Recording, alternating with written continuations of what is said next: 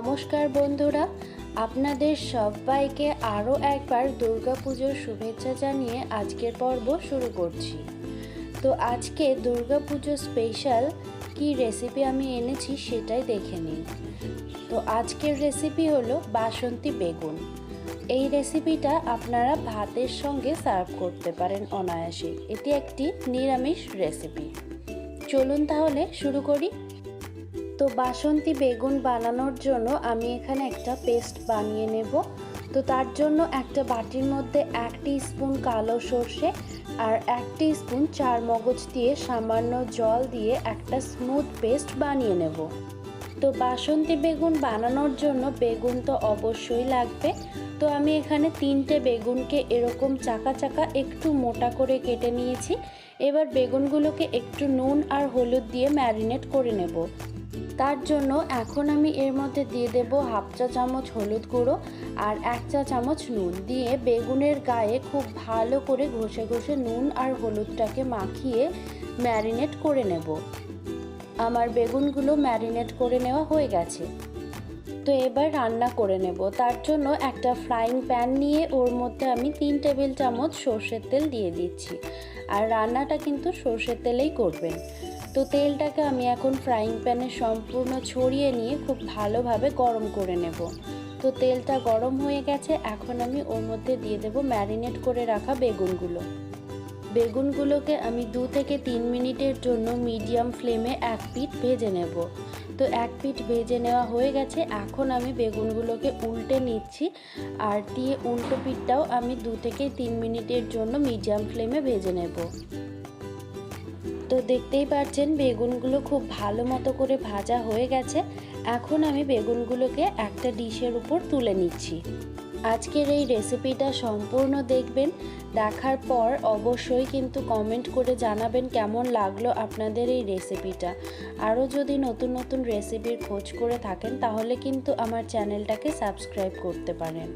তো বেগুনগুলো তুলে নেওয়া হয়ে গেছে। এখন আমি ওই তেলের মধ্যে দিয়ে দেব একটা শুকনো লঙ্কা ফোড়নের জন্য। ওর মধ্যে দিয়ে দেব 2টো চেরা পাকা লঙ্কা দিয়ে ফোড়নটাকে 10 সেকেন্ডের মতো ভেজে নেব। এর থেকে কিন্তু বেশি ভাজার দরকার নেই। তারপর 10 সেকেন্ড পর আমি দিয়ে দেব বেটে রাখা মশলার পেস্টটা। তো মশলাটাকে আমি 20 সেকেন্ডের মতো ভেজে নেব। এর থেকে বেশি ভাজলে কিন্তু মশলাটা তেতো হয়ে যাবে, কারণ এতে সর্ষে দেওয়া আছে। তো 20 সেকেন্ড পর আমি ওর মধ্যে দিয়ে দেব 1 কাপ জল। এটা আমি গ্রেভির জন্য একেবারে দিয়ে দিচ্ছি। তো মশলার সাথে জলটাকেও খুব ভালো করে মিশিয়ে নেব। নিয়ে তারপর ওর মধ্যে দিয়ে দেব 3 টেবিল চামচ ফ্যাটানো টক দই দেওয়ার আগে কিন্তু আমি জল দিলাম, কারণ টক দই যদি গরমের মধ্যে দেওয়া হয় তাহলে কিন্তু কেটে যাওয়ার চান্স থাকে। তো বাটিটা ধুয়েও আমি সামান্য জল দিয়ে দিলাম। আরও দিয়ে দিলাম সাথে করে 1/2 চা চামচ করে নুন, হলুদ গুঁড়ো আর শুকনো লঙ্কার গুঁড়ো আর 1/4 টিস্পুন চিনি দিয়ে সব কিছুকে খুব ভালো করে মিশিয়ে নেব। গ্রেভির সাথে সব মশলাগুলো খুব ভালো মতো করে মিশিয়ে নিয়ে আমি ফুটতে বসিয়ে দেব। তো গ্রেভিটা ফুটে উঠেছে, দেখতেই পাচ্ছেন। তো এবার আমি ওর মধ্যে দিয়ে দেব ভেজে রাখা বেগুনগুলো। তো বেগুনগুলো সব দেওয়া হয়ে গেলে এখানে আমি একটা ছোট চামচের সাহায্যে অল্প অল্প করে ঝোলটাকে বেগুনগুলোর উপরে তুলে দিচ্ছি, যাতে করে এগুলোকে নাড়াচাড়া কম করতে হয়। কয়েক মিনিট পর আমি এগুলোকে উল্টে পাল্টে নিচ্ছি খুব আস্তে আস্তে করে, না হলে কিন্তু বেগুনগুলো যেহেতু ভাজা রয়েছে তো বেগুনগুলো ভেঙে যেতে পারে। তো সবগুলো আমি খুব ভালো মতো করে এইভাবে আস্তে আস্তে উল্টে নেব।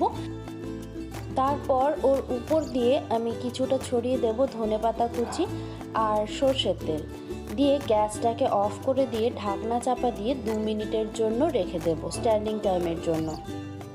তো 2 মিনিট পর ঢাকনাটা তুলে নিচ্ছি। তো এবার সাজানোর জন্য আমি একটু উপর দিয়ে ফ্যাটানো টক দই ছড়িয়ে দিচ্ছি। তাহলেই রেডি হয়ে গেল আমাদের আজকের এই সুস্বাদু নিরামিষ একটা রেসিপি। খুব ঝটপট তৈরি হয়ে যায় বাসন্তী বেগুন। তো আজকের এই রেসিপিটা কেমন লাগলো অবশ্যই কিন্তু জানাবেন।